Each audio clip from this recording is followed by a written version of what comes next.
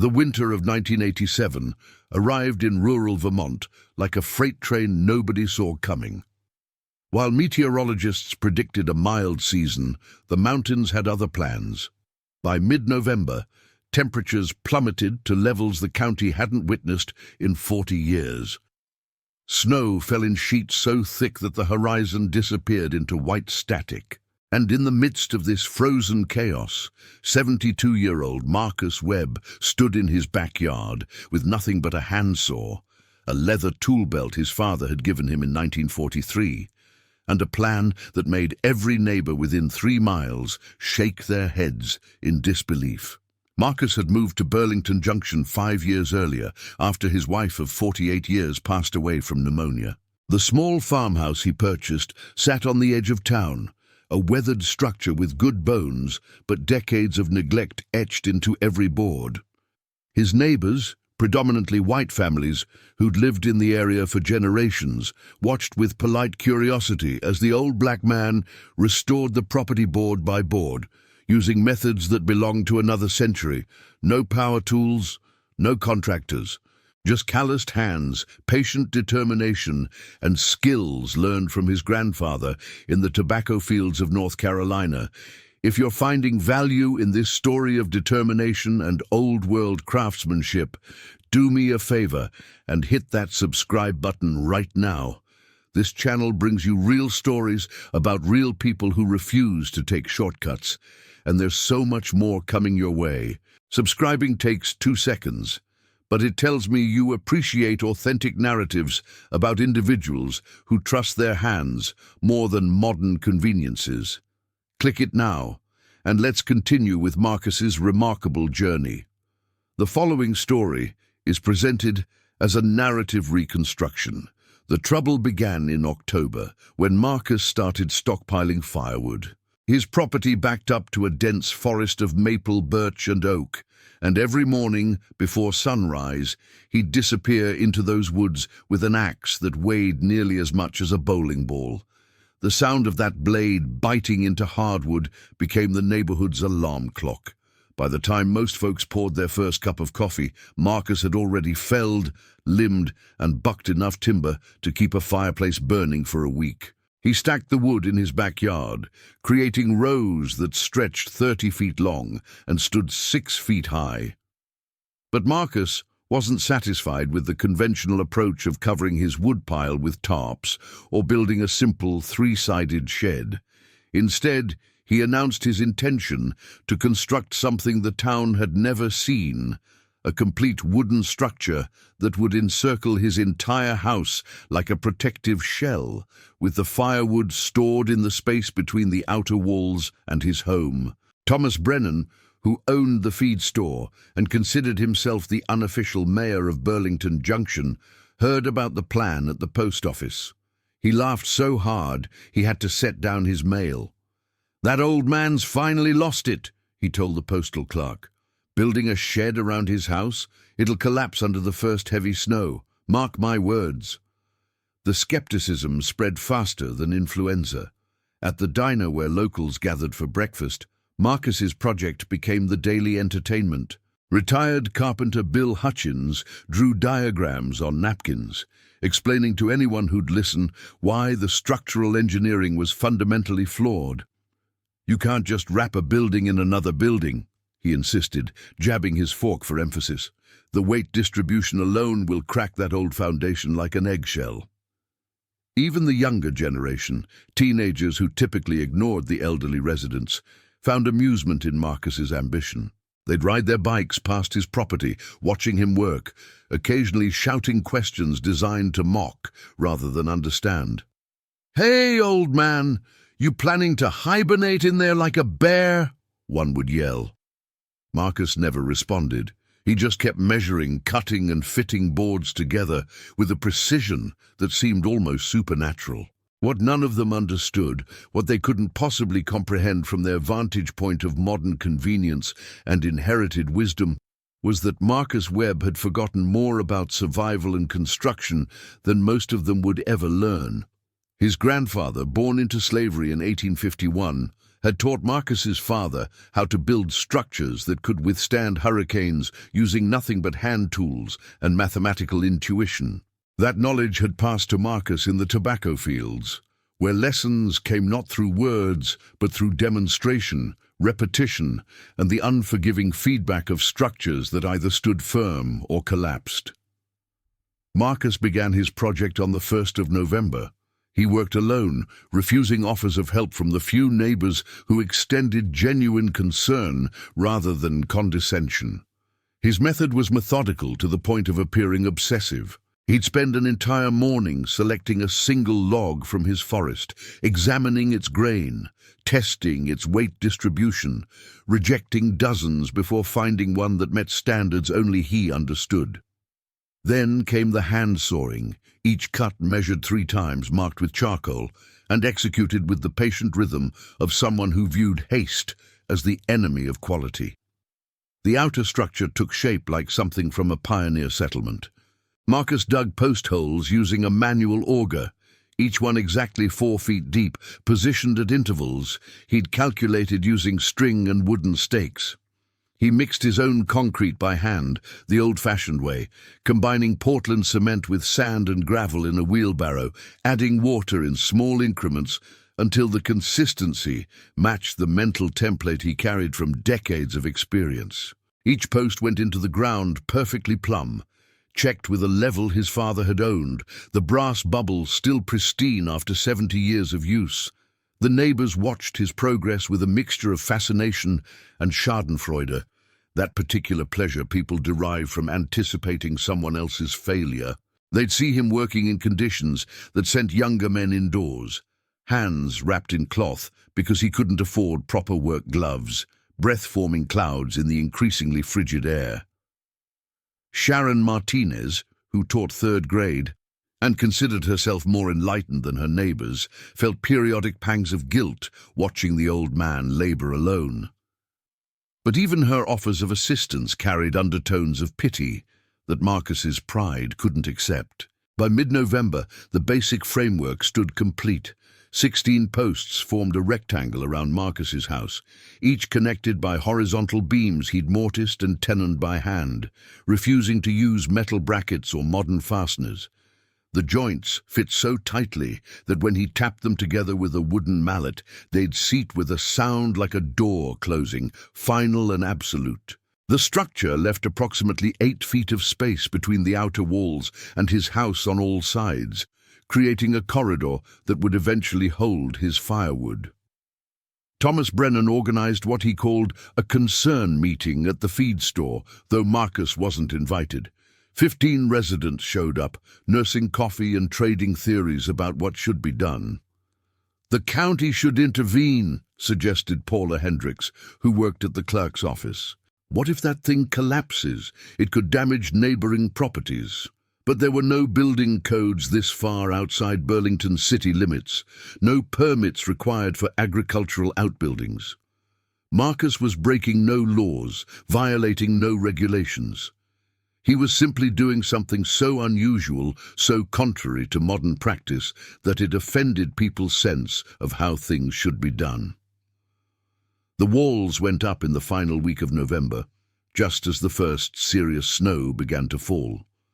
Marcus had prepared siding from his forest lumber, each board hand-planed until it was smooth as glass, then treated with a mixture of linseed oil and turpentine he'd cooked himself in a cast-iron pot over an open fire. The boards overlapped in traditional clapboard style, each one nailed with square-cut nails he'd ordered from a blacksmith in New Hampshire, a craftsman as old-fashioned as Marcus himself. People driving past would slow down, their faces pressed against car windows, watching this architectural anomaly take shape. From the road, Marcus's original house had disappeared entirely, swallowed by the new structure. It looked like a barn had been dropped around a farmhouse, or like Marcus was building a wooden fortress against some threat only he could perceive. The mockery intensified. At the hardware store, someone had taped up a hand-drawn cartoon showing Marcus's house with rocket boosters attached, captioned, "Webb's Winter Spaceship." Marcus never saw the cartoon. He rarely went into town. His days followed an unchanging pattern. Wake at 4 in the morning, work on the structure until noon, eat a simple lunch of bread and cheese, return to work until darkness made continuing impossible, then retreat inside to read by the light of kerosene lamps. He had electricity, but preferred not to use it, another eccentricity that marked him as hopelessly backward in his neighbor's eyes. The roof proved his most impressive achievement. Rather than conventional rafters, Marcus constructed a living roof, a technique he'd learned about from a Norwegian immigrant he'd worked with in the 1950s. He laid birch logs across the top of his walls, covered them with layers of birch bark he'd harvested and dried, then added sod and earth on top. The result was a roof that would insulate better than anything modern architecture could provide, while being nearly fireproof and capable of supporting tremendous weight. Bill Hutchins, the retired carpenter, made a special trip to Marcus's property the day the roof went on. He stood at the property line, arms crossed, watching Marcus work. Finally, his professional curiosity overcame his skepticism. "Webb," he called out, "that roof's gonna leak like a sieve come spring. Grass and dirt? That's insanity." Marcus paused in his work, wiped sweat from his forehead despite the cold, and looked at Hutchins with eyes that held no anger, only patient certainty. "This roof will outlast your children's children," he said quietly. "The grass roots bind the soil. The soil holds moisture without releasing it. The bark beneath channels any penetration to the edges. It's been working for 1,000 years in Norway. It'll work here." Hutchins had no response. He'd never heard of living roofs, never encountered construction philosophy that reached back beyond the invention of asphalt shingles. He walked away convinced Marcus was delusional, but beginning to feel the first uncomfortable stirrings of doubt about his own certainty. December arrived with the promised brutality. Temperatures dropped to 15 below zero, then 20 below. The snowfall that had been merely impressive in November became truly historic. 3 feet fell in the first week of December alone, with drifts piling up to the eaves of normal houses. The county declared a snow emergency. Schools closed. The state deployed plows around the clock, but they couldn't keep up with the accumulation. And in the midst of this frozen apocalypse, Marcus completed his project. The final board went up on December 7th, Pearl Harbor Day, a date that held significance for Marcus, though he rarely spoke of his military service. The structure stood complete, a rough timber building surrounding his house like a protective embrace, every joint tight, every board true, every measurement precise. The firewood went into the corridor space during the second week of December, while neighbors struggled to keep their own driveways clear. Marcus had been splitting logs since September, and now his stockpile served its purpose. He stacked the wood with the same meticulous attention he'd applied to construction, creating rows that filled the 8-foot gap between his outer walls and his house. The wood wasn't just thrown in haphazardly. Each piece was positioned to allow air circulation, preventing mold while maximizing storage density. He left narrow walkways at cardinal points, creating passages he could navigate even in complete darkness. The neighbors couldn't see inside Marcus's creation anymore. His windows, which had once looked directly onto his yard, now opened into a dim corridor filled with firewood. From the outside, the structure appeared windowless and forbidding, like something constructed to withstand a siege rather than a winter. Paula Hendricks mentioned at the town council meeting that it looked like a prison, though she couldn't articulate exactly who was imprisoned or why that bothered her so much. The temperature on December 15th dropped to 28 below zero, shattering records that had stood since 1934. That same night, Thomas Brennan's heating oil ran out. The delivery truck couldn't navigate the snow-choked roads and wouldn't arrive until morning at the earliest. Thomas, his wife Gloria, and their teenage daughter Jennifer spent the night huddled in front of their fireplace, burning furniture when their modest woodpile depleted around midnight. They survived, but Jennifer developed frostbite on 3 toes that required medical attention once the roads cleared. Bill Hutchins fared worse. His propane tank, which should have lasted through January, emptied on December 18th during another Arctic blast. The propane company couldn't deliver in the storm conditions. Bill had no fireplace, no wood stove, nothing but electric space heaters that consumed power faster than seemed physically possible. His electricity bill for that single week would exceed $400, a sum that represented a significant portion of his fixed retirement income. All across Burlington Junction, the unprecedented cold exposed the fragility of modern heating systems. Natural gas lines froze despite being buried below the frost line. Heat pumps, efficient during mild weather, became worthless when temperatures dropped below their operational threshold. Even homes with traditional furnaces faced crisis when power outages struck, which they did with increasing frequency as utility infrastructure buckled under the strain. Sharon Martinez, the third-grade teacher who'd felt periodic sympathy for Marcus, watched her heating oil gauge drop with terrifying speed. She'd budgeted for a normal winter, not this relentless deep freeze. By December 20th, she was rationing heat, keeping her thermostat at 55 degrees and wearing every piece of clothing she owned simultaneously. She'd layer sweaters, wrap herself in blankets, and still wake up shivering in the night, her breath visible in her own bedroom. Meanwhile, smoke rose steadily from Marcus Webb's chimney, a thin grey column that climbed straight up into the frozen air. No thick black smoke suggesting inefficient burning. No irregular puffs indicating a struggling fire, just a consistent, economical plume that suggested perfect combustion and adequate fuel supply. The structure itself showed no signs of stress, no sagging roof despite 3 feet of snow accumulation, no frost damage to the exterior boards, no gaps or failures in the construction. Curiosity eventually overcame pride for Thomas Brennan. On December 22nd, he trudged through knee-deep snow to Marcus's property, his face wrapped in a scarf, his hands shoved deep in his coat pockets. He hadn't been invited. He hadn't been explicitly uninvited either. The question of whether a man who'd mocked someone's work had the right to examine that work up close bothered him during the walk over, but not enough to turn back. The exterior of Marcus's structure looked solid, almost fortress-like. The living roof had sprouted a layer of snow that seemed to merge seamlessly with the covering on the ground, making the whole building appear partially buried, as though it had always existed in this landscape. Thomas walked around the perimeter, noting details he'd missed from the road. The corners were perfectly square. The boards showed no warping despite the temperature extremes. The whole structure radiated competence and permanence in a way that made Thomas's earlier mockery feel hollow in retrospect. He found Marcus around back, splitting firewood with an axe that must have weighed 15 pounds.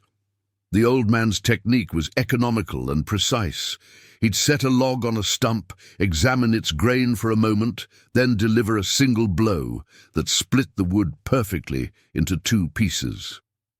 No struggling, no multiple strikes, no wedges or mauls or modern splitting tools.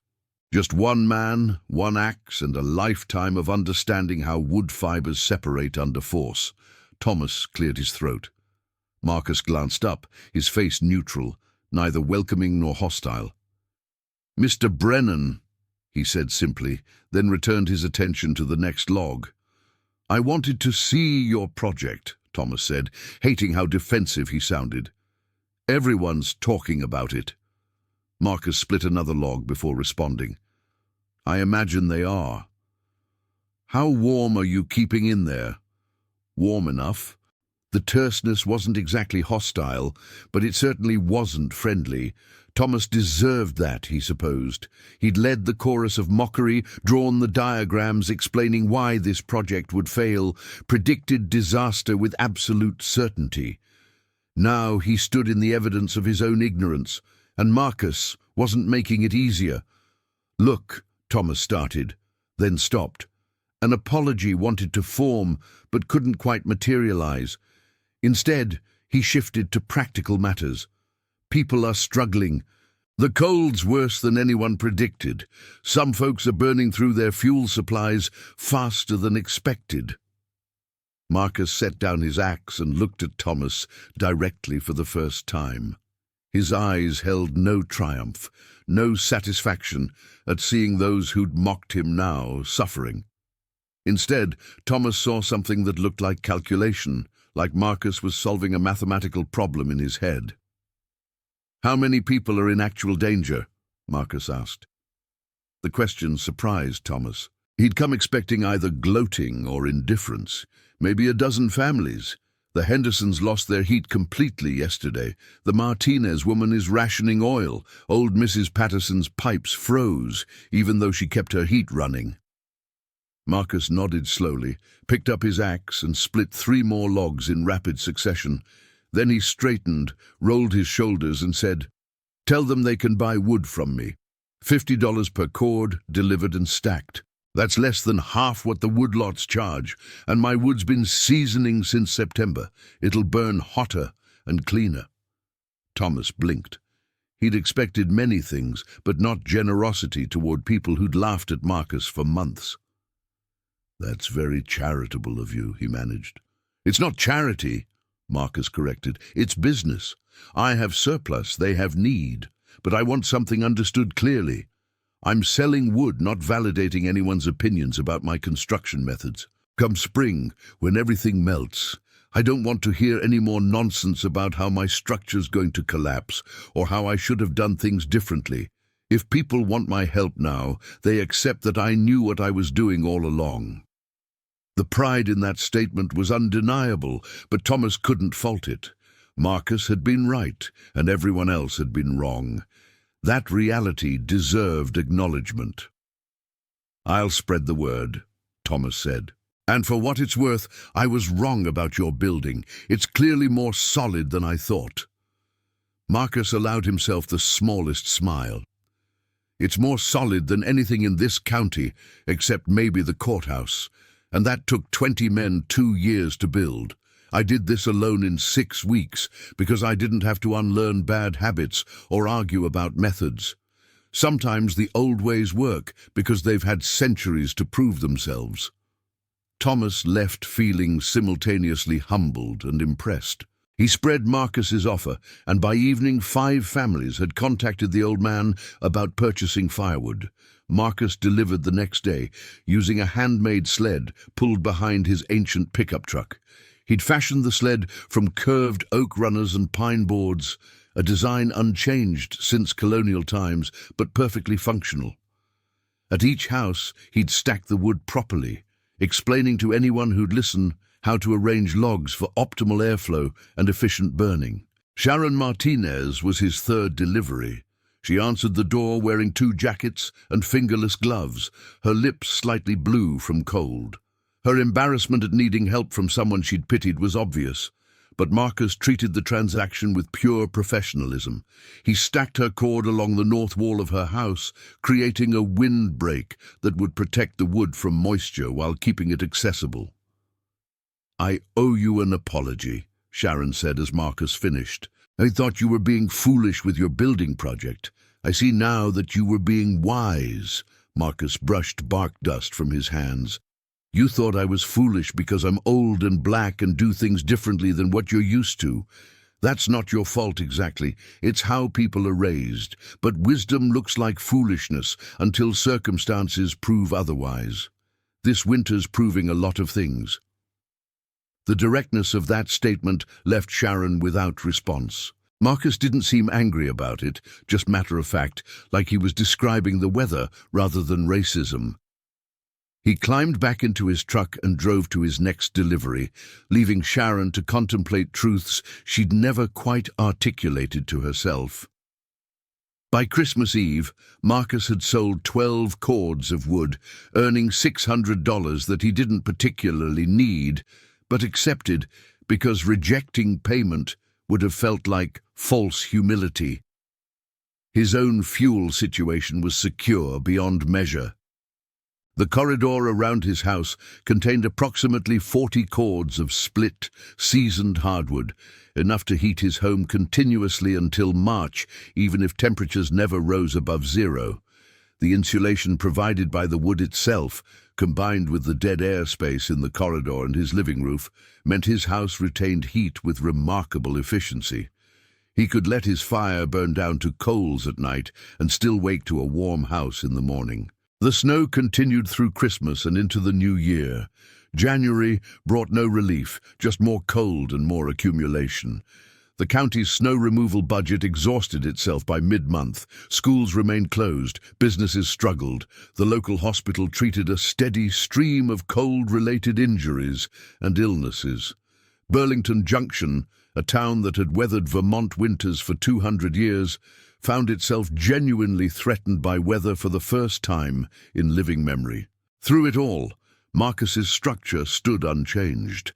The living roof, which Bill Hutchins had predicted would leak disastrously, instead shed snow in controlled avalanches every few days as the bottom layer melted slightly from the house's heat, creating a self-regulating system that prevented dangerous accumulation while maintaining insulation.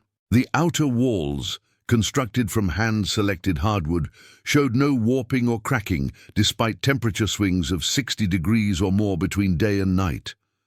The whole building seemed to breathe with the weather, expanding and contracting microscopically, but maintaining its structural integrity absolutely. Word of Marcus's success spread beyond Burlington Junction. A reporter from the Burlington Free Press made the hazardous drive north to interview him for a feature story about Vermont ingenuity during the historic winter. Marcus was reluctant initially, uncomfortable with attention, but the reporter, a young woman named Jessica Chen, approached the story with genuine curiosity rather than looking for a feel-good angle about a quirky old man. "Where did you learn these construction techniques?" Jessica asked, her pen poised over a notepad because the cold killed her phone's battery in minutes. Marcus sat in his kitchen, a room now insulated by 8 feet of firewood on all sides. The temperature outside hovered near 20 below. Inside, without any mechanical heating system running, the room sat at a comfortable 68 degrees. "My grandfather taught my father. My father taught me," Marcus explained. "These methods go back to Africa originally, modified for American conditions. The living roof is Norwegian, but the principle of using thermal mass for insulation, that's universal. People have been building smart houses for thousands of years. We just forgot most of what we knew when oil got cheap." "Do you feel vindicated?" Jessica asked. "Your neighbors apparently thought this project was foolish." Marcus considered the question carefully. "Vindication suggests I did this to prove something to them. I didn't. I built what I needed to stay warm this winter. If they learned something watching me, that's fine. If they didn't, that's fine too. I'm 72 years old. I stopped worrying about what people think of me around the time Kennedy got shot." The article ran on January 15th, occupying the entire front page of the regional section. Jessica's photographs showed Marcus's structure from multiple angles: the solid outer walls, the living roof thick with snow, smoke rising peacefully from the chimney.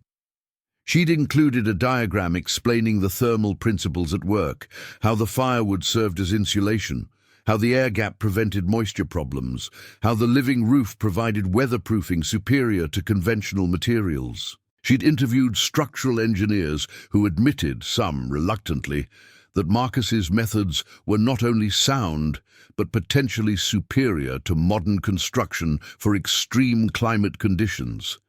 The article changed public perception dramatically. Suddenly, Marcus wasn't the eccentric old man building something weird in his backyard. He was a master craftsman preserving traditional knowledge that mainstream culture had abandoned. People who'd mocked him now claimed they'd always known he was onto something. Bill Hutchins, to his credit, wrote a letter to the editor admitting his earlier skepticism had been wrong and praising Marcus's skill. Thomas Brennan did not write any letters, but he stopped making jokes at the feed store. February arrived with a sudden thaw that caught everyone off guard. Temperatures climbed from below 0 to 40 degrees in 72 hours, melting snow with alarming speed. The rapid melt created flooding across the county as drainage systems, frozen solid for months, couldn't handle the sudden volume of water. Basements flooded, roads washed out. The Winooski River rose 6 feet above flood stage, forcing evacuations in low-lying areas. Marcus's structure handled the thaw perfectly. The living roof absorbed meltwater gradually, releasing it in controlled drainage rather than sudden runoff. The elevated foundation he'd built, using techniques that seemed excessive in November, now proved essential. Water flowed around his property rather than pooling against his walls. His firewood, protected by the outer structure, remained perfectly dry, while neighbors discovered their uncovered woodpiles had become waterlogged, useless masses. Bill Hutchins appeared at Marcus's door on February 10th, hat literally in hand. "I need to ask you something," he said without preamble. "Would you be willing to teach a workshop on traditional construction? The community college is interested, and frankly, after this winter, people want to learn what you know." Marcus leaned against his doorframe, studying the man who'd once proclaimed his methods fundamentally flawed. "Why would I do that?" "Because knowledge like yours shouldn't die," Bill said simply. "I've been building houses for 40 years, and I learned more watching you work for 6 weeks than I did in my entire career. That's not easy to admit, but it's true." Marcus respected honesty even when it came late. "I'll think about it," he said, which Bill understood meant yes. The workshop happened in March, held in the high school gymnasium, because no other space could accommodate the 83 people who registered. Marcus taught for 6 hours, demonstrating mortise and tenon joinery, explaining thermal mass principles, showing how to read wood grain to predict splitting patterns.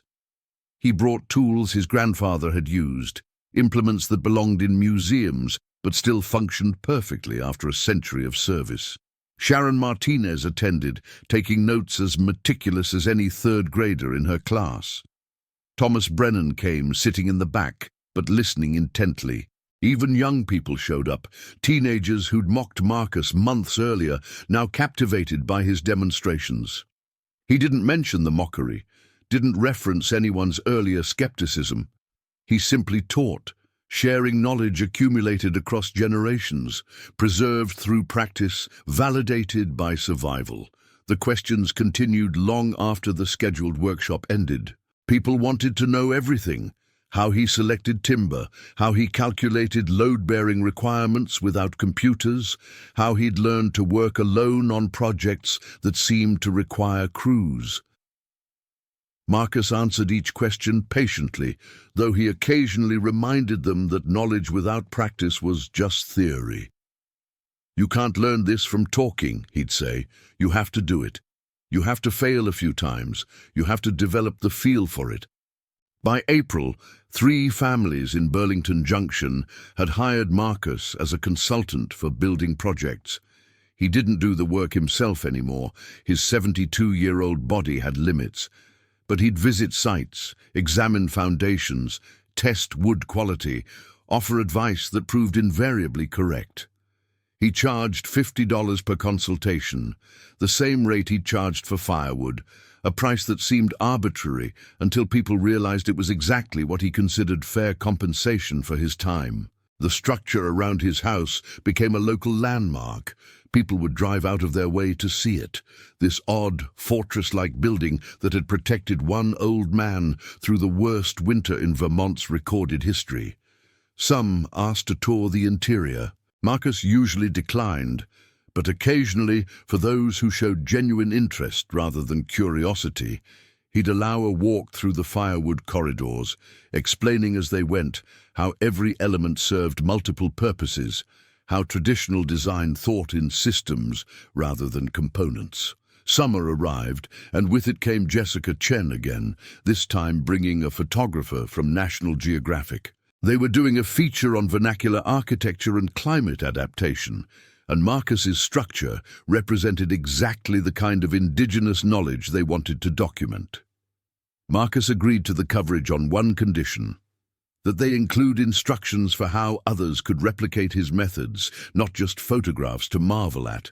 The article ran in September, reaching millions of readers. Letters arrived at Marcus's house from across the country, from Alaska to Arizona, from people wanting to learn his techniques. He answered what he could, though he reminded correspondents that buildings needed to suit their specific climates and conditions, that blindly copying his Vermont design elsewhere would be foolish. "Learn the principles," he'd write back, "then adapt them to where you live." Thomas Brennan, who'd once organized a meeting to discuss Marcus's project as a potential county concern, now organized a different kind of gathering. On a clear October evening, as leaves turned colors and the first hints of winter approached, 43 residents gathered at Marcus's property for what they called a harvest celebration, but what everyone understood was really an apology. They brought food, contributions for a potluck that sprawled across tables Marcus hadn't known he'd be hosting. They brought gratitude, expressed awkwardly by people who weren't used to admitting they'd been wrong. They brought respect, the kind that comes not from politeness, but from genuine recognition of mastery. Marcus accepted it all with the same quiet dignity he'd shown building his structure while people laughed. He didn't gloat. He didn't lecture. He simply welcomed his neighbors into the space he'd created, showed them how the firewood was already stacked for the coming winter, explained his plans for minor improvements based on last year's performance. As the evening wound down and people prepared to leave, Bill Hutchins pulled Marcus aside. "I need to say something," he started. "I judged you based on how you looked and how you worked, and I was completely wrong. That was racism on my part, even if I didn't want to call it that." Marcus nodded slowly. "I appreciate you saying it plainly. Most people dance around it. Does it bother you, living here, dealing with that?" Marcus looked up at his structure, solid and true in the fading light. "I stopped letting other people's limitations bother me a long time ago.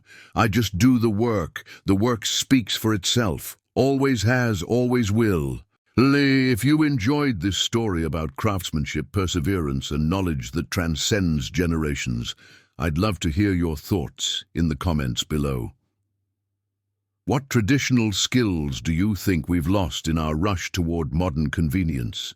Share your perspective, and let's have a real conversation about the value of old wisdom in our contemporary world.